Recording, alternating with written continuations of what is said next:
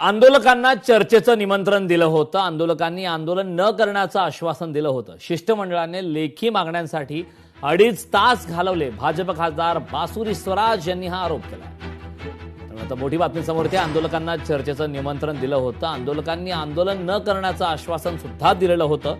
शिष्टमंडळाने लेखी मागण्यांसाठी 2.5 तास घालवले. भाजप खासदार बासुरी स्वराज यांनी हा आरोप केला. सरकार ने तुरंत उन्हें न्योता दिया आकर आदरणीय नड्डा जी के साथ बैठकर बात करने का।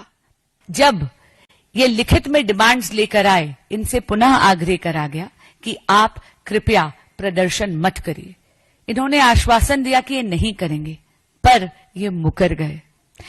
हैरान कर देने वाली बात है कि इन्होंने जब प्रदर्शन शुरू हुआ तो एक नहीं, दो नहीं, अनगिनत तरह के फॉल्स नैरेटिव शुरू कर दिए। इन्होंने अलग अलग प्रकार की फेक न्यूज फैलाने की कोशिश करी। गरज पडल्यास सीजेपीच्या आंदोलनात सहभागी होऊ ममता बॅनर्जी यांनी मोठं विधान केलंय. पश्चिम बंगालच्या माजी मुख्यमंत्री ममता बॅनर्जी यांनी या आंदोलनाबाबत एक मोठं विधान केलंय. गरज पडल्यास आपण स्वतः कॉक्रोच जनता पार्टीच्या आंदोलनात सहभागी होऊ असं त्यांनी म्हटलंय. ममता बॅनर्जी यांच्या या विधानाकडे आंदोलनाला मिळालेला मोठा राजकीय पाठिंबा म्हणून पाहिलं जातंय. त्यांच्या या विधानानंतर राजकारण थांबलं. मात्र ममता कधी आणि कशा प्रकारे या आंदोलनात सहभागी होणार हे मात्र त्यांनी स्पष्ट केलेलं नाही. विद्यार्थ्यांवर झालेल्या लाठीचार्ज विरोधात महाराष्ट्र नवनिर्माण सेना आक्रमक झाले. नाशिकच्या जिल्हाधिकारी कार्यालयासमोर हे आंदोलन झालंय. धर्मेंद्र प्रधान यांच्या राजीनाम्यासंदर्भात आता मनसे सुद्धा आक्रमक झाले. तर उद्धव ठाकरे यांनी सुद्धा जंतर मंतरवर जाण्यापेक्षा पक्षावर लक्ष द्यावं. भाजप आमदार अतुल भातखळकर यांनी ठाकरेंवरती टीका केली. आंदोलनाला राजकीय वास येत असल्याचंही भातखळकर यांनी म्हटलंय.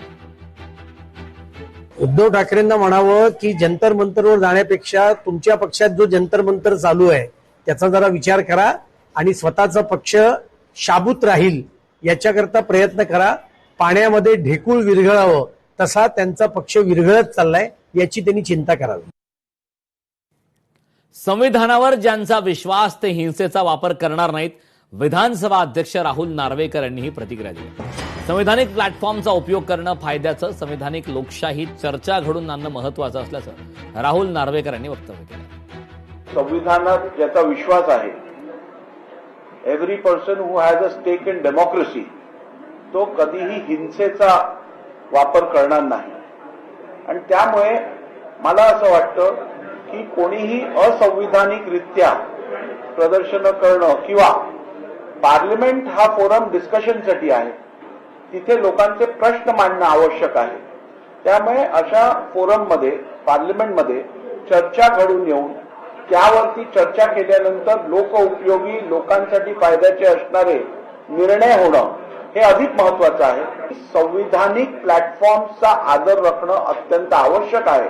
या संविधानिक लोकशाहीच्या मंदिरांमध्ये चर्चा घडवून आणणं हे अधिक महत्वाचं आहे. संविधानिक लोकशाहीत चर्चा घडून आणणं महत्वाचं असल्याचं आता नार्वेकर यांनी म्हटलंय.